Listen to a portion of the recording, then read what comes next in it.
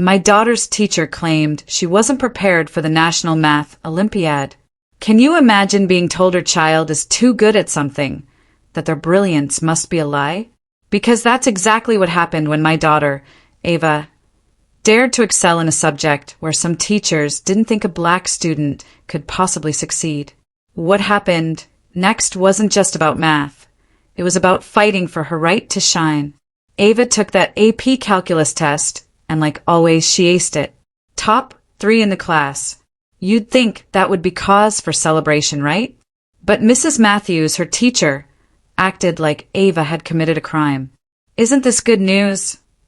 I asked, trying to keep my voice even. Her response chilled me to the bone. No black student has ever scored this high in my 20 years of teaching AP calculus. She must be getting help. My blood ran cold. She went on. My daughter studies 5 hours every night. Someone's feeding her answers. The accusations just piled on. I've been watching her during tests, Mrs. Matthews said, her voice dripping with suspicion. She finishes too quickly because she knows the material. That's impossible. These concepts are extremely advanced. I tried to explain.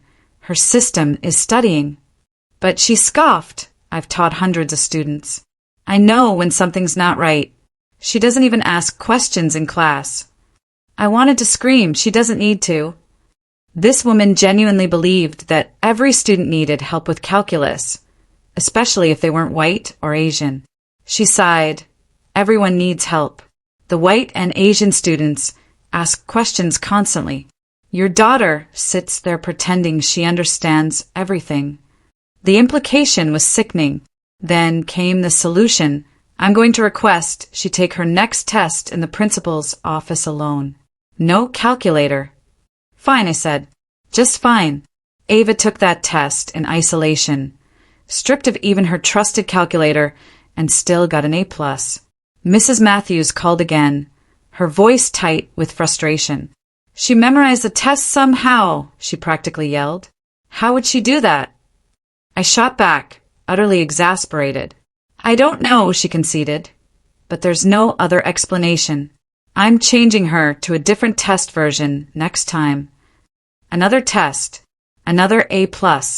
Another angry call. This time, Mrs. Matthews upped the ante. I'm recommending she be removed from AP Calculus for getting perfect scores. For academic dishonesty. My jaw dropped. I can't prove it yet, she admitted. But it's disrupting the other students. They're questioning why they can't score as high. I couldn't hold back. Maybe because my daughter's smarter than them? Mrs. Matthews was furious. Mrs. Carter, that's not helpful. I've had parents of other students complaining. They say, if Ava isn't cheating, then I must be giving her special treatment. She paused, then delivered the ultimate insult. So, either she's cheating or you're helping her cheat. I would never, I seethed, but she must be cheating because she's black, right? She stammered, I didn't say that. But I knew. We both knew. You said no black student has scored this high in 20 years. That's just a fact. I pressed her.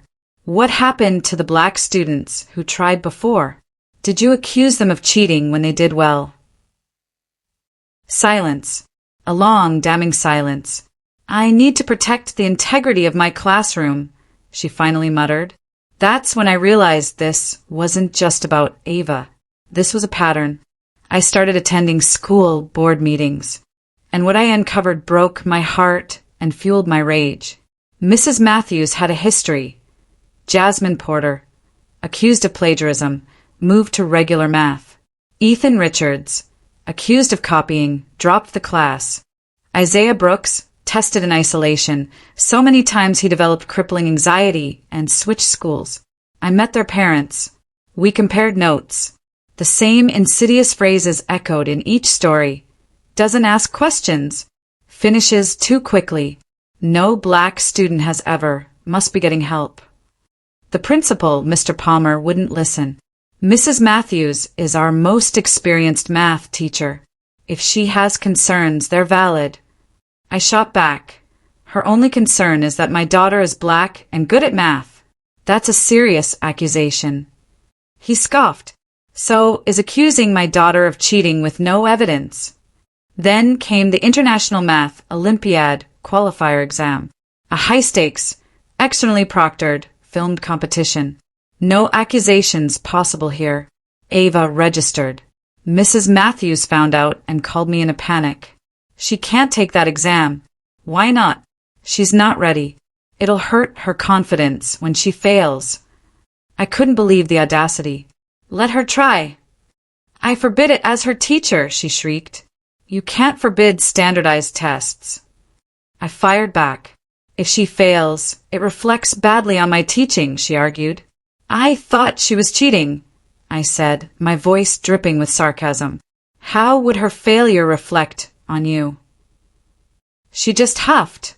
I just don't think she should take it. Ava took it, and she scored in the top 3 for our entire state.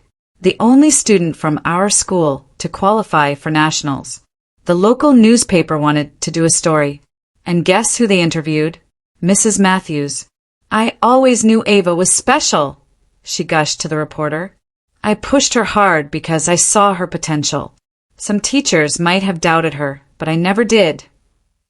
The article quoted her extensively, painting her as a nurturing mentor, a visionary educator. Other parents started requesting their kids be transferred to her class. The district superintendent even called her to congratulate her.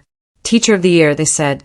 That's when I forwarded the superintendent every single email Mrs. Matthews had sent me. Every accusation, every voicemail, every vile claim that no black student had ever scored so high that Ava couldn't possibly understand calculus on her own. Within an hour, his office confirmed receipt. The next morning, I was in a meeting, my hands trembling as I laid out weeks of documentation. Each email felt heavier than the last, proof of the systemic racism Ava had endured. Dr. Mitchell, the superintendent, read through them, his professional demeanor slowly crumbling into visible discomfort. He forwarded everything to the district's compliance officer, Diane Green, for a discrimination investigation. Finally, something was happening. Ava started coming home, saying Mrs. Matthews seemed distracted, nervous, barely making eye contact. I didn't tell Ava about the investigation yet. I wanted to protect her, just in case nothing came of it. Diane interviewed me for an hour and a half, taking detailed notes. I gave her the contact info for Jasmine's, Ethan's, and Isaiah's families. They were finally being heard. Lena, Jasmine's mom, called me, practically in tears of relief. Reed, Ethan's dad, broke down crying during his interview, remembering how powerless he'd felt. 3 white parents even came forward, saying their kids were uncomfortable with how Mrs. Matthews spoke about black students. Mrs. Matthews was placed on paid leave. A substitute took over, a kind and supportive teacher. Ava reported a huge difference. The contrast highlighted just how toxic Mrs. Matthews's classroom had been. The investigation expanded, with dozens of interviews revealing a clear pattern. Suspicion towards black students, praise for white and Asian students for the same achievements. She even made comments about who naturally excels at math. 3 weeks in, Diane interviewed Mrs. Matthews, who predictably defended herself, claiming to uphold academic standards and treat all students equally. While the investigation was ongoing, Ava was off at the Math Olympiad national competition, doing well. The experience, surrounded by other gifted students who respected her, began to heal some of the wounds Mrs. Matthews had inflicted. Lena, Oliver, and I spoke at the school board meeting, sharing our children's stories. Mrs. Matthews's attorney sent a threatening letter, but the board acknowledged the concerning patterns. My heart ached when Ava told me she had started to doubt her own abilities because Mrs. Matthews's accusations were so persistent, but that just made me even more determined. For weeks after it started, Diane submitted her report. Dr. Mitchell expressed deep regret for the harm done. Mrs. Matthews wouldn't be fired due to tenure, but her career was effectively halted. She'd get a formal reprimand, mandatory bias training, lose her AP calculus assignment, and be on probation for 2 years with frequent classroom observations. The Teacher of the Year nomination was withdrawn. The district also enacted new rules for documenting academic integrity concerns and bias training for all teachers. It wasn't everything I wanted, but it was something. It was accountability. Lena, Oliver, and I met with the superintendent to discuss the new policies. He committed to forming a review committee to look for racial disparities in past discipline and academic tracking. The local newspaper even published a follow-up article, interviewing us about our advocacy. We discussed holding institutions accountable while protecting our kids. And you know what? A number of teachers privately thanked us for speaking up. Mrs. Matthews submitted a brief, empty apology. It was hollow of formality. I didn't even show it to Ava. It would have hurt more than helped. That summer, Ava attended a mathematics program at a university for gifted high school students. I watched her walk into that building, and for the first time in months, she waved back at me with a genuine, beaming smile. She found friends who shared her passion, a place that celebrated her skills instead of questioning them. She was finally energized, not exhausted. In August, the district launched its mandatory bias training. The case studies, subtly disguised, felt eerily familiar. Lena called, voice trembling with joy, to say Jasmine was returning to advanced math classes for her senior year. A meaningful victory, even with 2 years lost. Oliver called with different news. Ethan was sticking with regular math, finding his passion in literature and history. And Isaiah's family chose to move on, letting go of the trauma. I respected their decision. Healing isn't always about fighting. Ava's senior year began with a different AP calculus teacher, Mr. Anderson. He treated her with respect and encouragement from day one. But even with Mr. Anderson, the anxiety from the previous year lingered. The district's data review committee released its first report, confirming what we already knew. Significant racial disparities in AP enrollment. Black and Latino students were wildly underrepresented. Dr. Mitchell invited me to serve on their Equity Advisory Committee. I accepted. This work, changing systems, was ongoing. Ava worked on her college applications. She poured her heart into essays about her love for math, but she kept Mrs. Matthews out of the first draft. She asked if it felt honest. I told her, truth matters, even when it's difficult to write about. She started over, writing about learning to stand up for herself, about having to study 5 hours every night to prove she was worthy, not just to learn calculus. Months later, during scholarship interviews, admissions officers from 3 different universities specifically brought up that essay. Ava also started mentoring younger students, transforming her pain into purpose. She helped a nervous freshman with a complex proof, becoming the supportive voice she had desperately needed herself. Helping younger students see themselves as mathematicians, she told me one evening, feels like taking something painful and turning it into something with purpose. Then Diane called. 2 more complaints against Mrs. Matthews from parents at her new school. Because of her probationary status, these complaints weren't dismissed. Our advocacy had created accountability mechanisms that protected other families. The pattern followed Mrs. Matthews. In December, Ava opened a thick envelope from her top choice university. A full scholarship and acceptance letter. Happy tears streamed down her face. Validation. The external validation from a prestigious university felt like the final word on who was right about Ava's capabilities. It represented more than just college acceptance. It represented Ava's resilience and our family's refusal to let racism define her future. The school board recognized Ava for her achievements. 3 board members privately apologized for not addressing Mrs. Matthews's pattern sooner. Our advocacy had changed how they thought about discrimination. In February, Jasmine received college acceptances to prestigious programs. Lena called me, crying with joy. Our daughters were succeeding, showing themselves and the world what they were truly capable of.